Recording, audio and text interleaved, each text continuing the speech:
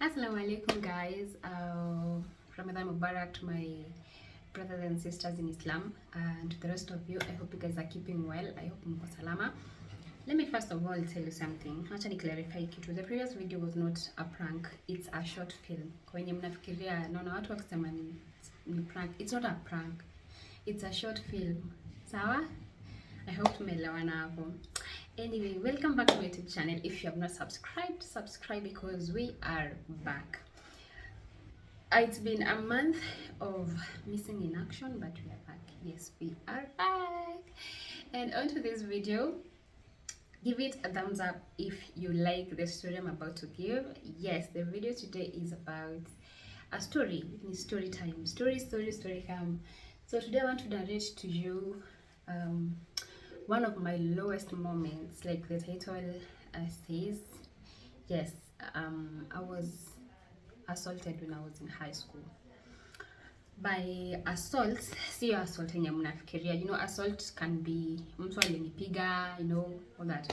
So exactly. So in this video, we are going to talk about that. And this, I hope it comes as a lesson to parents. So if you're a parent and you're watching this video, please stay keen, listen to this story, especially if you have a child in high school. This story itakubenefit sana. So, and in case I have a fan mwenye tulisoma na yeye in my high school, it's located in Gilgil. I will not mention the name. Kama tulisoma na wewe, you can comment down below, but yeah. So story inaenda hivi. Naweza kumbuka mwaka. Nikisema mwaka nitaanza kufanya calculations. You people, I know you. So itabidi nimecheza safe hapa. But I was in form 4. Have a stitch. I was in form 4 and there was the school I was in, mostly actually high schools, they don't allow phones in school. So one day ikakuwa jioni tu randomly tu kuwa na msako wa simu, and then kuna watu walipatikana na simu, and then the director of the school, he was he akasema, apparently akaambia walimu, if you suspect anyone that has a phone in the school, you can write their name down. And guess what? Mimi nikajipata kwa hiyo list. I don't know how, but I found myself in that list ya simu. One thing I never played with ni tools za shule. I was not a rule breaker. Karibu niseme breaker. I was not a rule breaker in high school. If you know me, you know me. Like I'm very, when it comes to kufuata sheria, I'm one person when I don't play with that kind of things. So it happened, and then when watu nakwambianga kikulacho kingoni mwako, like the closest people you trust ndio huwa wana end up kukubetray, because literally the teacher who wrote my name on that list was like one of my favorite teachers, and I used to perform so well in his subjects, and up to date, I never understood why that teacher did what he did. But anyway, I forgave you long time ago. Like I forgave you long time ago, because I'm one person who doesn't like to get all grudges, you know, because I will not burden my heart because of vitu za dunia. Then I just had to say this so that at least ni create awareness kwa wazazi. So this teacher, he was my CRE teacher. I used to perform very well. I was very active in his class. Yani, I was just that student. So mwalimu akaniandika kwa hiyo list ya watu wenye wako na simu. So tumechill on one evening preps. I can't remember masiku. So hiyo prep jioni tumekaa tunasoma. My desk mate was a Muslim lady. I will not mention her. She was seated next to me, I remember, and then mbele yangu there was another Muslim lady. Like I had so many Muslim friends, let me say hivyo. So mwalimu So this prep time nikasikia commotions huko nje. So someone came. Unaweza venye mtu anakujanga nini, anakujanga kuambia something is happening, anakuja mbio kwa mlango kwa like wasi kuna ilikuwa inaitwa aje, I can't remember the terms zilikuwa zinatumika in high school, but you know she was like, we kuna msako, then akakimbia kaenda class yake. So kidogo ulikuwa unasikia viboko from the other class, like wenye walikuwa napatikana wakichapwa. So ulikuwa unasikia from ukiwa kwa class yako unasikia watu wanatandikwa. So me was like, we leo watu wanauliwa.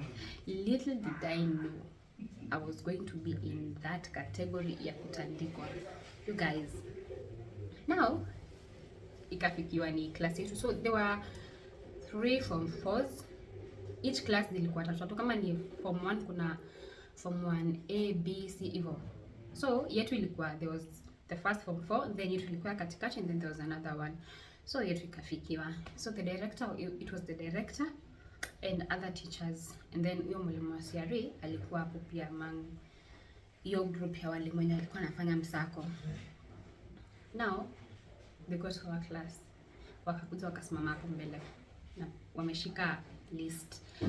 The director was like, our director was tough. Watu walikuwa wanamuogopa. He was one tough man and he was huge. That man was huge. So amekuja amesimama hapo mbele. He was like, and then he used to wear specs. Amesimama hapo na kiboko. Alafu ile kubatishia anasimama anatembea na kiboko hivi. And then the way he's big, anatembea left, right with a very straight face. Then he was like, if you know you have a phone, before you even read your name, make yourself appear here at the front. Akarudia tena, nimesema kama uko na simu kuja hapa mbele before I read your name, because if you're seated there and I read your name, you'll get double the punishment. So no one went forward. Akaanza kusoma list. So okay, amtajitokeza, wacha ni watoe. Akatoa list. Akasoma akatokea. Sasa kuna wale yes walikuwa na simu, I think they were just waiting to see if wataitwa. Wakaitwa. Wakapigwa zao ngapi? Mtu alikuwa anachapwa I think 5 strokes kwa mkono like this. Unachapwa and then you give mwalimu, you give him the phone. So the first 2 people wakachapwa, wakapeana simu. Mimi nimeketi, like I'm on my locker seated. I have no idea I was going to be called forward. So I'm just comfortably seated. And then after how ametandikwa, and then walikuwa nachapwa, and then you see the way wale watu wagopa kiboko, like they're all dramatic. They're just, you know, they're all over. They're very dramatic about, you know, hiyo kuchapwa, and they were like comparing, you know, analia and all that. Hey, kidogo when I thought story imeisha. The third name, guess nani? Hey. Just a makena. I was not sure nimesikia the right thing. So I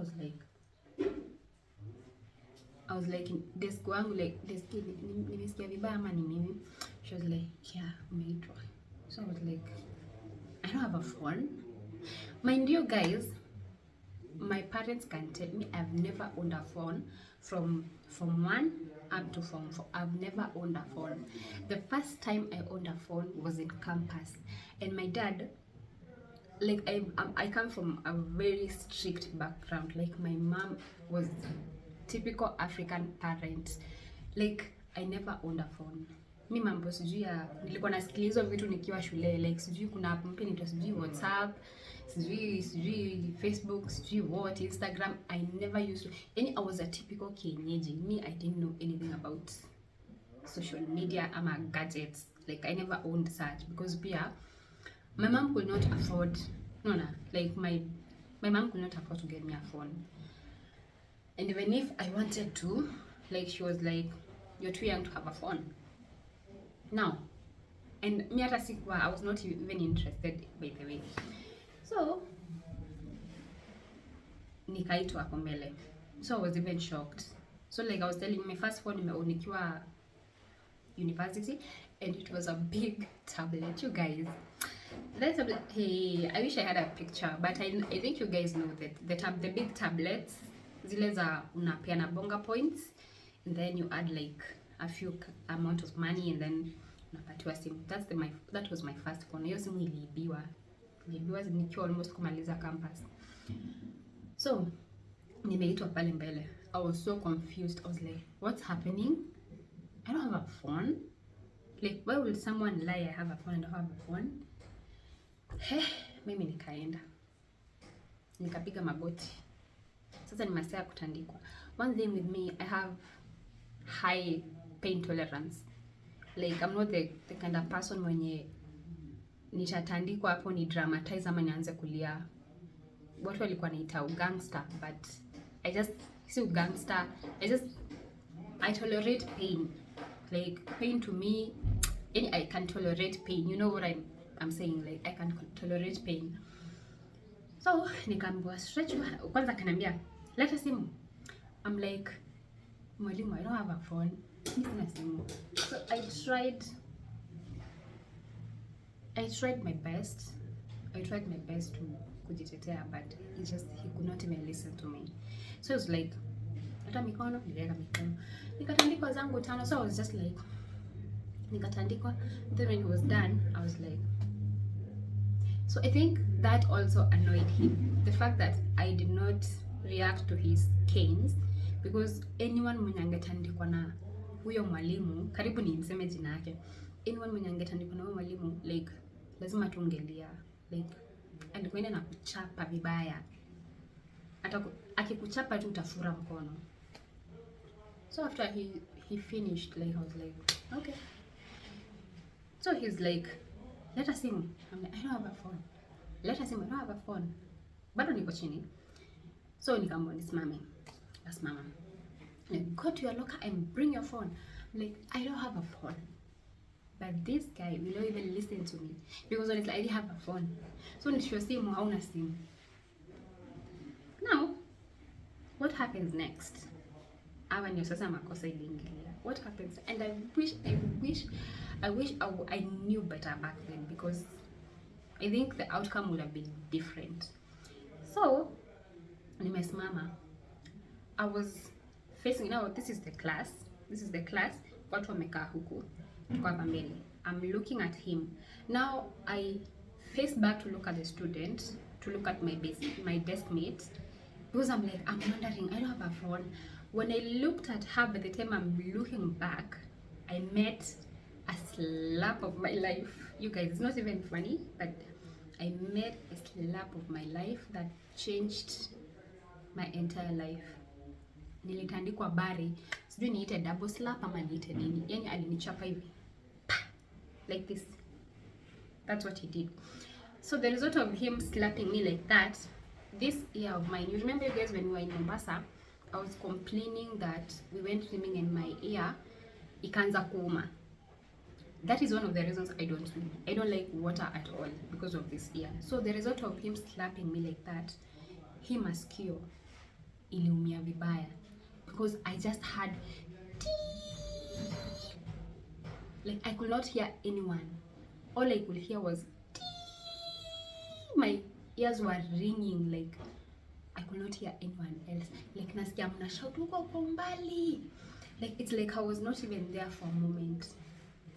And everyone in the class, their faces were like, what just happened? Because the slap was slapping. The slap was slapping. You guys, I don't even know what to say. The man, hey, yani alinipiga, yani ni kama alikuwa anapiga na mwanaume mwenzake. You mister, whatever you did to me. Wacha nisitumie some words here, ni Ramadan. But anyway, so he slapped me. Mimi I was not hearing anything for some time. Like I could not hear anyone. Like lazima ushout ndio nikusikie. So even him, he was in shock, because out of his anger alini slap kwa hasira because of insisting that nitoe simu ambayo sikuwa nayo. So that slap hata ilimshtua, because he panicked afterwards even yeye. Akaniambia go sit down.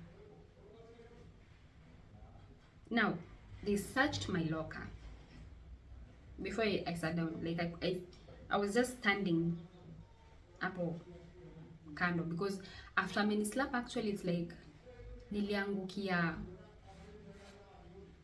someone who was seated hapo karibu, and then they were like searching my locker. Kuna details sikumbuki in between kwa hiyo slap because I was not in that world, I was in a different world, but they searched my locker and hawakupata anything. It was just well organized locker, vitabu peke yake, sina anything indicating that I have a phone. Wakatafuta locker mzima wakakosa, na wao kutoanisha locker yangu hata hawezi nipangia venye wameipata, waliachanisha tu hivyo. Mimi nikarudishwa locker yangu. Haya, wakaenda they left wakaenda to the next class. By the time they are done hiyo class nyingine, after they left, nimekaa kwa desk yangu, my deskmate is trying to talk to me.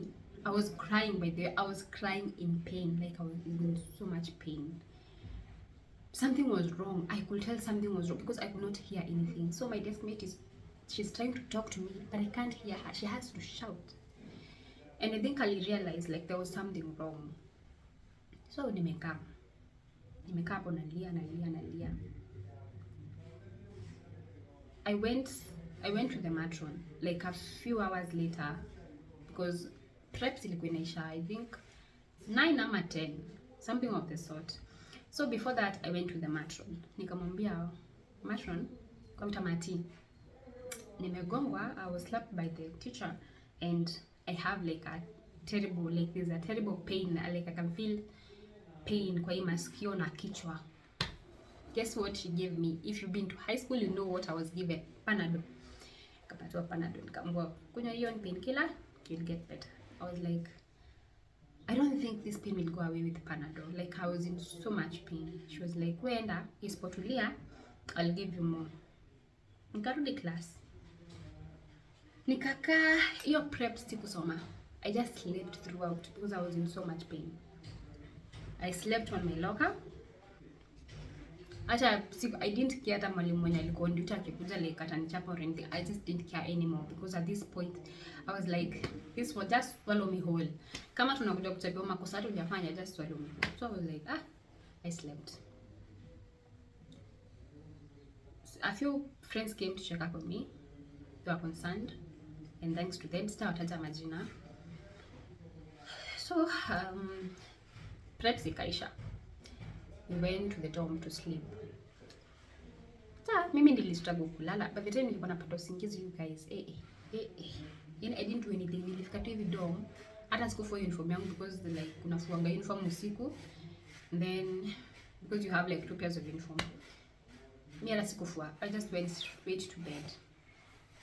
Nikalala around midnight. Niliamshwa na uchungu. I have never been in that pain in my life. Hata achana na kuzaa. Even when I was giving birth, I've never experienced. You know, people say, kumwona meno ni uchungu. Ushaimwona masikio? If you've ever had, ushaimwona masikio, like, comment down below kama ushaimwona masikio. Nishaimwona meno, but I'm telling you, masikio. You feel like half of your head is just hurting. Meno, unaumwa na meno, mapua, macho, kichwa, everything hurts. Midnight, nimelala nikaamka, uchungu. And then I was like trying to utter words, hata hazitoki. So bedmate wangu mwenye amelala his side akaamka. She came to check on me. And guess what, guys? My bed had blood. Unajua nilikuwa nimelala nayo because nikilala hivi nasikia uchungu, so I had to sleep downwards hivi. My bed was just blood na usaha. Then then she rushed and called the matron. Matron akakuja, and then she took me to her place. Matron alikuwa mahali sisi tulikuwa dorm iko juu, matron alikuwa nakaa chini, alikuwa na room yake huko chini. So akanitoa kwa dorm akanipeleka kwa room yake. Now at this point washaanza panic mode because they know they have done something wrong. So akanipeleka kwa room yake. Nikakaa huko, she checked my ear, she was like, I could tell it was bad. She gave me some painkillers to just ipunguze uchungu, tungoje kukuchi ndio nipeleke hospitali. And now in the morning wakachukua box yangu. I could not access my box yangu ya nguo. Walichukua waenda wakasearch. Bado historia ya simu hawakutosheka na kule kwa class, wakachukua box kusearch. Did not get anything. Hakukuwa na simu, hakukuwa na anything indicating that I had a phone. Hawakupata chochote. Now sasa hii ni blunder. Mimi in the morning nikaambiwa niende class, they'll call me time ya kwenda hosi. I went kwa class. I could not. Alafu, hey, the worst thing, that morning, guess the first subject, chemistry. Oh my goodness, chemistry and me. Chemistry and me. We were like, you guys, mimi chem nilikokosea wapi? Chem. No. The only time I enjoyed chem, it was just time of practicals. Theory was it was hard for me. I just could not do chem. Chem ilikuwa ngumu kwangu vibaya sana, but I enjoyed practicals. So mwalimu wa chem na tena ni double chemistry. Mwalimu wa chem kwa class, mimi nililala tu. I slept because I could not even, you see the way mwalimu wana shout kwa class, akishout masikio inauma.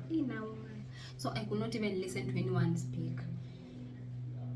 Nikalala. So he came. She was like, just how are you sleeping? I was like, desimate wangu akamwambia anaumwa na masikio. So hakushinda, akaniambia niamke niende nilale wapi? Huko kwa nyasi. Because I could not sleep in class na nafunza. So I was like, okay. Mimi nikatoka nikaenda nikalala kwa nyasi. Wadau masikio ilikuwa inaniuma. Ilikuwa inaniuma vibaya sana. Haya. Nikalala kwa nyasi. Then mwalimu sasa akanikujia. The matron akanikujia. Time to go to the hospital. First before tuende hosi, we had to deal na hiyo kesi ya simu kwanza tumalize. Before they took me to the hospital. Nikapelekwa kwa ofisi ya the director, the man who slapped me. Tukaenda kwa ofisi. Nimekaa hapo anaongea, I'm in so much pain. He's just talking. Alafu one thing about me, if you don't know me, kwanza kitambo hata saizi I'm better. Guys, if you hear noises around, kuna mafundi wanatengeneza something huku. So if you knew me back then, tungeongea na wewe, I used to roll my eyes without knowing. Like tukiongea nilikuwa nafanya hivi, like nilikuwa naongea nikiroll macho. And I didn't know even when I was doing that. Even when I met Ali, ningemuongelesha, he was like, why are you rolling your eyes on me? And I did not know when I was doing that. Like I was purely innocent when doing that. Sijui kama kuna mtu mwingine ako hivyo, but honestly, I never, sikuwa najua. Mtu alikuwa ananiambia, una roll macho. Sikujua nikiroll macho. It just happens. And I worked so hard to stop doing that because of what I went through. Now, nikiongeleshwa, nikijibu is like, mbona niongelesha na attitude? Why are you rolling eyes on me? You think you're tough? Mimi masikio inanipeleka mbio. Wewe unaniambia I'm giving you attitude. I just want to go to the hospital and be given drugs because I feel like I'm dying. Nilikaishwa kwa hiyo ofisi like 2 hours nikihojiwa. I'm like, I don't have a phone and you know it. Can you please take me to the hospital because I'm in so much pain? Nashinda nikiambia Mati, nipeleke hosi. Now, around lunchtime is when nilipelekwa hosi because I went after nimemaliza kuhojiwa. Hadi loka yangu ilikuwa tolewa class by the way. Nikaambiwa nibebe loka yangu nirudishe class. Naomba na masikio. Naomba nibebe loka imejaa vitabu za mtu wa form 4. Naomba nibebe nitoe, it's like a distance of sema kama TRM hadi red plates. Wenye mnajua TRM vizuri. hiyo distance, na mbona nibebe loka yangu nirudishe class na nisisaidiwe na mtu. I was like, hata kama ni chuki, like what have I done? I have done nothing. Literally I've done nothing to you. All you did was slap me, umeniumiza, hamnipeleki hospitali. You're just here trying to pin things on me. At that point I was like, I need a phone to call my parents, because if mnashuku like I have a phone and you think I'm on the wrong, you're supposed to call a parent. Kama mnani expel, but first you need to call my parents, muambie msichana wetu tumempata kwa hii makosa na kwa hivi na hivi na hivi, so it's either she provides this and this or we expel her. I think that's how things are supposed to be run. But funny thing, waliambia walimu wasinipatie simu. You know, like ukiwa shule, your class teacher is supposed to give you a phone for emergencies. You call your parent. I went to my class teacher, asked him for a phone. I was like, nisije na simu nipigie mamangu basi akuje shule, because this thing is getting out of hand. Me, I'm really in pain. He was like, mimi sitakuda. Alinita kando akaniambia, you know what, mimi sitakudanganya, but tuliambiwa tusipatie simu. Nikajua kimeumana huku, kimeumana. So walimu wote wameambiwa sinipe pesa, hadi Marshall anaweza nipatia simu. Kasema sawa. I went back to class. Nikakaa then nikakuja baadaye tukaenda hospitali. So now the director after amepata, I don't have a phone. What he found actually was a USB. Your USB, I used to dance back then. Kwenye mnanijua, I used to dance in home na pia shule. I was like a really good dancer. So your USB nilitoka nayo nyumbani, and I was given even permission by the drama teacher. I was in charge of making a mix yenye tunatumia ku dance, traditional dance shule. So ilikuwa na some music for entertainment. Hiyo USB ndio alipata kwa box, and he took it even after knowing like ilikuwa alichukua na kwa inirudisha. It was 32 GB na hata haikuwa yangu. I had borrowed it. I was crucified for that hiyo USB na mwenyewe. He was like, nataka USB yangu. Na alifikiria nilienda kuiuza. Now USB akachukua. So after alipata ni msichana ni kama hakuwa na simu na akajua ameniumiza, he started playing nice to me, like all trying to be nice, so trying to find out how I'm doing. Oh, have you been taken to the hospital? Matuna akanipeleka hospitali. Kwenda pale hospitali nikafanywa test. The first hospital nilipelekwa ni yenye tunapelekangwa like, unajua kuna ile hospitali mnapelekangwa yenye kwa karibu na shule when a student is sick. Maina ugonjwa, you know. Like no na tumbo, umepewa nini, umepewa sijui amoxicillin, umepewa because shule unapewa tu amoxicillin na panadol. Ikikataa unapelekwa hospitali. So there's a near hospital that we were like, tulikuwa tunapelekwa. Also I had arthritis. So it's a hospital that I knew because nilikuwa napelekwa sana kudungwa sindano za arthritis. Haya. Mpeleko hiyo hosi. The doctor checked me. Akafukuza matron kwa room. Matron nje, guess ananiambia nini? Daktari akikuuliza ulifanya nini masikio, useme you are playing football ukagongwa na mpira, because pia nilikuwa nacheza football. Mimi ulikuwa unacheza football ukagongwa na mpira. Tell me why this woman is trying to make me lie, because they know what they have done. Nikaingia ndani. Daktari akaniangalia, akaketi kwanza akaniangalia akaniuliza, "Mami, what happened?" Nikamwambia niliumia. Akaniuliza aje. Nikamwambia niligongwa ni na mpira nikaumia. Mimi mjinga mimi, yani nasema kile. I wish I knew better. Right now I would be a millionaire. Right now I could be a millionaire living my life. Yeah, I had to lie because lembo useme mimi najaribu kwa mzuri. Daktari akatamashwa akamwambia, I've checked her ear. Apparently we cannot treat her because her ear is badly damaged. Her eardrum imeburst. Mimi kusikia eardrum yangu imeburst, I'm like, I'm very stupid. Why did I even lie to her? Because ningemwambia ukweli angeniambia nichukue P3. Tungesu na sasa ningekuwa millionaire, I'll be a millionaire somewhere living my life with a push. Anyway, so matrona akapiga simu akasema venye hali iko, tola from that hospital nikapelekwa Nakuru. There's a hospital in Nakuru, I can't remember its name, kwa specialist wa masikio. So nikaenda kwa specialist wa masikio. He checked. Hi baby. Hi Naya. Stop distracting me. Stop distracting me. I'm almost done. Hi mommy. Hi. Hi. How are you? How are you? You and your smile. Usikuja hapa cha imaliza. So, nikaenda kwa specialist wa masikio akaniangalia, and now it was a he confirmed my eardrum was like burst and it was bad. Nikekwa akaniclean ndani. Wadau, mimi naambia it was painful. When I say it was painful, it was painful. Nikacleanwa masikio, then I was given some antibiotics and hizo medicines zote. So I had appointments in a month. Nilikuwa napeleka hosi twice. Mind you, hiyo time yote hakuna mwalimu alikuwa anakubali kunipea simu because wameambiwa wasinipatie simu wote.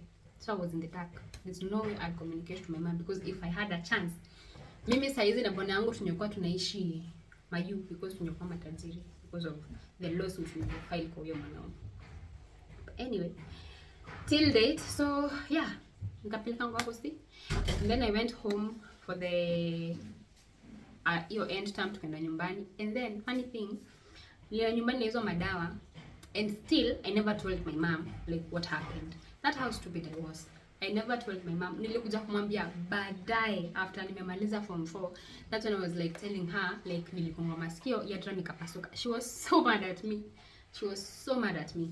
But then I was like, I didn't want to create peer troubles, you know. But I didn't know better. I just didn't know better.